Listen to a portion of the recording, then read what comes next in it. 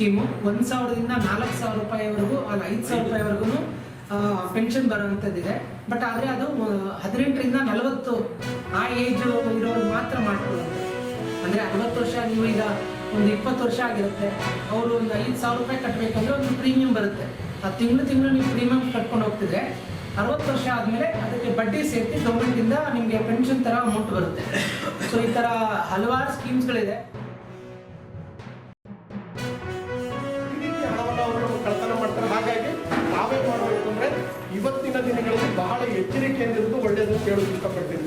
ಸಾಮಾಜಿಕ ಜಾಲತಾಣದಲ್ಲಿ 2 ಕೆಲಸವನ್ನು ನಾವು ಮಾಡ್ಕೋಬಾರ್ದು. ಒಂದು, ನಮ್ಮ ಏನು ಫೋಟೋಗಳಿವೆ, ಫೋಟೋಗಳನ್ನ ನಾವು ಅಲ್ಲಿಗೆ ಸಾಮಾಜಿಕ ಜಾಲತಾಣಗಳಲ್ಲಿ ಹಂಚ್ಕೋಬಾರ್ದು. ಮತ್ತು ನಮ್ಮ ವೈಯಕ್ತಿಕ ಮಾಹಿತಿಗಳನ್ನ ನಾವು ಹಂಚ್ಕೋಬಾರ್ದು. ಈ ರೀತಿ ಇವೆರಡರಿಂದ ನಾವು ದೂರ ಇದ್ದರೆ ಖಂಡಿತವಾಗಿಯೂ ಸಹ ನಮಗೆ ಯಾವುದೇ ರೀತಿಯ ಸೈಬರ್ ಕಳ್ಳರ ವಂಚನೆಯಿಂದ ನಾವು ದೂರ ಇರೋದಕ್ಕೆ ಪ್ರಯತ್ನವನ್ನು ಪಡ್ಕೊಳ್ಬೋದು. ಪ್ರತಿ ವರ್ಷ ಅದು ರಿನಿವಲ್ ಆಗಬೇಕು. ಆ ಟೈಮ್ಗೆ ಅಮೌಂಟ್ ಇರೋ ಥರ ನೋಡ್ಕೊಳ್ಳಿ. ಎಷ್ಟೋ ಕ್ಲೈಮ್ಗಳು ಈ ಥರ ಹೆಚ್ಚು ಕಮ್ಮಿ ಆಗಿರೋದು ನೋಡಿದ್ದೀವಿ. ನಮ್ಮ ಹತ್ರ ಕ್ಲೈಮ್ ಬಂದಾಗ ಆಚೆ ವರ್ಷ ಕಟ್ಟಾಗಿರುತ್ತೆ, ಈ ವರ್ಷ ರಿನ್ಯೂವಲ್ ಆಗಿ ಕಟ್ಟಾಗಿರೋದಿಲ್ಲ. ಏನಾಗುತ್ತೆ, ರಿನ್ಯೂವಲ್ ಆಗಿ ಕಟ್ಟಾಗಿರಲ್ಲ, ಮತ್ತೆ ಅವ್ರು ಏನೋ ಹೆಚ್ಚು ಕಮ್ಮಿ ಆಯಿತು ಕ್ಲೈಮಿಗೆ ಬರ್ತಾರೆ. ಈ ವರ್ಷ ಕಟ್ಟಾಗದಿರೋ ಕಾರಣಕ್ಕೆ 2 ವರ್ಷ 3 ವರ್ಷ ಕಟ್ಟಿರ್ಬೋದು, ಈ ವರ್ಷ ಕಟ್ಟಾಗದಿರೋ ಕಾರಣಕ್ಕೆ ಅವ್ರು ಕ್ಲೈಮ್ ಬರ್ದಿರೋದು ಇದೆ ಚಾನ್ಸಸ್. ಸೊ ದಯವಿಟ್ಟು ಆ ಟೈಮ್ಗೆ ನಿಮ್ದು ಅಮೌಂಟ್ ರಿನ್ಯೂವಲ್ ಆಗ್ತಿದೆಯಾ ಆದಂಥ ಪೂರ್ವದಲ್ಲಿ ಸುಮಾರು ಜನಕ್ಕೆ ನಾನು ತಿಳಿಸಿ ಸುಮಾರು ಜನಕ್ಕೆ ಕಟ್ಟಿದ್ದಾರೆ. ಕಟ್ಟಿದಂಥ ಜನಗಳಲ್ಲಿ ಸುಮಾರು ಜನಕ್ಕೆ ಈ ಸದುಪಯೋಗ ಬಂದಿದೆ. ಈಗ ಸುಮಾರು ಡೆತ್ ಆದ್ರಲ್ಲ ಅಂಥವ್ರಿಗೆ ಸುಮಾರು 2 ಲಕ್ಷ ರೂಪಾಯಿ ಇದು ಹಣ ಬಂದಿದೆ. ಈಗ ನಮ್ಮ ಮನೆಯಲ್ಲಿ ನಮ್ಮ ಬ್ರದರ್ ಇಬ್ಬರು ಸಹ ತೀರ್ಕೊಂಡು, ಆ ತೀರ್ಕೊಂಡಂಥ ಸಂದರ್ಭದಲ್ಲಿ ನಾನು ಮಾಡಿಸಿದ್ದೆ. ಅದನ್ನ ಮಾಡಿಸಿದಂಥದ್ದಲ್ಲಿ ನಮಗೂ 2 ಲಕ್ಷ 4 ಲಕ್ಷ ರೂಪಾಯಿ ಬೆನಿಫಿಟ್ಟು ಸಿಕ್ಕಿದೆ ನಮಗೆ. ಎಲ್ಲ ಒಂದು ಇದಕ್ಕೂ ಒಳ್ಳೆ ಸ್ಕೀಮು.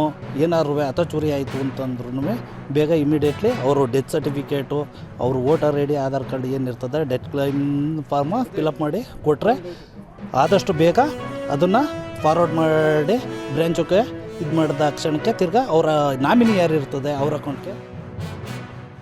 ಅದರಿಂದ ಅವರು ಏಜ್ ಆದಮೇಲೆ 60 ವರ್ಷ ತುಂಬಿದ ಮೇಲೆ ಅವ್ರಿಗೆ 1,000ಕ್ಕೆ ಮಾಡಿಸಿದ್ರೆ ತಿಂಗ 1,000 ಬರುತ್ತೆ, 2,000 ಮಾಡಿಸಿದ್ರೆ 2,000 ಬರುತ್ತೆ. ಅದೇ ರೀತಿ 5,000ಕ್ಕೆ ಮಾಡಿಸಿದ್ರೆ 5,000 ಬರುತ್ತೆ.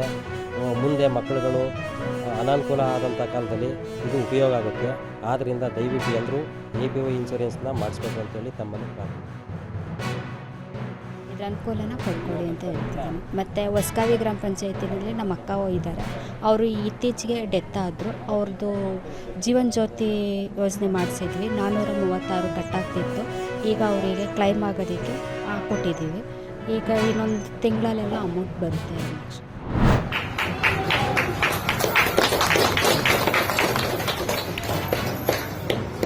ಹೋಗಿ ಬಂದ್ರೆ ಅವ್ರ ಹತ್ರ ಭಾಳ ದುಡ್ಡು ಐತೆ ಅನ್ನುವಂಥ ಕಾಲ ಇತ್ತು ಅವಾಗ.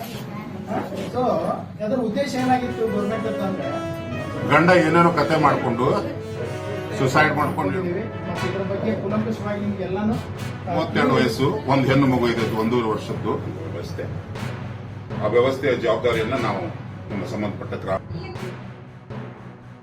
ಅವ್ರಿಗೆ ಹೇಳಿ, ಇವರು ಬ್ಯಾಂಕಲ್ಲಿ ಗೊತ್ತಿರೋರಿಗೆ ಗೊತ್ತಿರುತ್ತೆ, ಗೊತ್ತಿಲ್ಲದವರು ಇರ್ತಾರೆ. ಅವ್ರಿಗೆ ಒಂದು ಸ್ವಲ್ಪ ಹೇಳಿ ಅವರೇ ಬ್ಯಾಂಕ್ನಲ್ಲೇ ಒಂದು ಸ್ವಲ್ಪ ಅವರೇ ಇನ್ಸೂರೆನ್ಸ್ ಇದು ಮಾಡಿಕೊಡ್ಬೇಕು ಅಂತ ಅರ್ಥ ಆಗಿದೆ. ಗೊತ್ತಾಯ್ತು, ನಮಗೆ ಗೊತ್ತಾಯ್ತು, ಕೆಲವು ಜನಕ್ಕೆ ಗೊತ್ತೇ ಇರಲ್ಲ ಸರ್. ಅದಕ್ಕೆ ಅದನ್ನ ಅಷ್ಟೇ ಹೇಳ್ತಾ ಇರೋದು.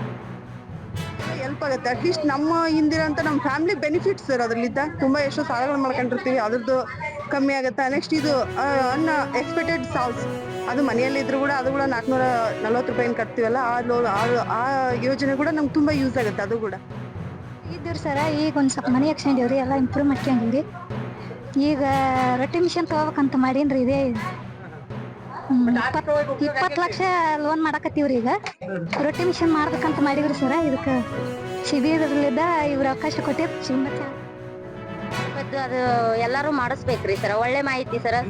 ಇನ್ಸೂರೆನ್ಸ್ ಮಾಡಿಸ್ಬೇಕು ಸರ್, 20 ರೂಪಾಯಿ ಇನ್ಸೂರೆನ್ಸ್ ಮಾಡಿಸ್ಬೇಕು ಸರ್. ಮತ್ತೆ ಇವರು ಸರ್ ಮಾತಿ ಸರ್ ಬಂದಿದ್ದಾರೆ ಸರ್. ಇವತ್ತು ಅವರು ಮೇಲಾಧಿಕಾರಿ ಬಂದು ಒಳ್ಳೆ ಮಾಹಿತಿಯನ್ನು ಕೊಟ್ಟಿದ್ದಾರೆ ಸರ್ ನಮಗೆ. ಕುಣಿಕೆರೆ ಗ್ರಾಮಸ್ಥರ ಒಂದು ಸಭೆಯನ್ನು ಹಮ್ಮಿಕೊಂಡಿದ್ವಿ. ಈ ಸಭೆಯಲ್ಲಿ ನಾವು ಎಲ್ಲ ಸೋಷಿಯಲ್ ಸೆಕ್ಯೂರಿಟಿ ಸ್ಕೀಮ್ಗಳಾದಂಥ ಪ್ರಧಾನಮಂತ್ರಿ ಜೀವನ್ ಜ್ಯೋತಿ ಬಿಮಾ ಯೋಜನಾ, ಪ್ರಧಾನಮಂತ್ರಿ ಜೀವನ್ ಸುರಕ್ಷಾ ಯೋಜನೆ ಹಾಗೂ ಅಟಲ್ ಪೆನ್ಷನ್ ಯೋಜನೆಗಳ ಬಗ್ಗೆ ಹಾಗೂ ಸ್ಟೇಟ್ ಗೌರ್ಮೆಂಟ್ ಆಗಿರ್ಬೋದು, ಸೆಂಟ್ರಲ್ ಗೌರ್ಮೆಂಟ್ ಆಗಿರ್ಬೋದು, ಗೌರ್ಮೆಂಟ್ಗಳ ವತಿಯಿಂದ ಬರ್ತಕ್ಕಂಥ ಎಲ್ಲ ಗೌರ್ಮೆಂಟ್ ಸ್ಕೀಮ್ಸ್ಗಳ ಬಗ್ಗೆ ಜನರಲ್ಲಿ ಒಂದು ಅರಿವು ಮೂಡಿಸುವಂಥ ಪ್ರೋಗ್ರಾಮನ್ನು ಹಮ್ಮಿಕೊಂಡಿದ್ವಿ. ಅದರ ಅನ್ವಯ ಎಲ್ಲ ಸ್ಕೀಮ್ಗಳ ಬಗ್ಗೆ ಜನರಿಗೆ ಸವಿಸ್ತರವಾಗಿ ಮಾಹಿತಿಯನ್ನು ಕೊಟ್ಟಿದ್ದೇವೆ. ಈ ಖಾತೆ ಯಾವಾಗಲೂ ಚಾಲ್ತಿನಲ್ಲಿದ್ದರೆ ಮಾತ್ರ ಅದನ್ನು ಪಡ್ಕೊಳ್ಳಿಕ್ಕೆ ಸಾಧ್ಯ ಇದೆ.